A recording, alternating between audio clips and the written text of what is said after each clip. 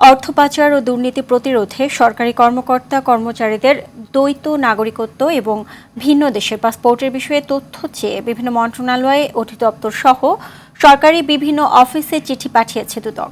দুদক মহাপরিচালক আক্তার হোসেন বলেন, সম্প্রতি অনেক কর্মকর্তার দ্বৈত নাগরিকত্ব, বিভিন্ন দেশে অর্থ পাচার ও অনিয়ম দুর্নীতি করে বিদেশে পালিয়ে যাওয়ার ঘটনা ঘটেছে।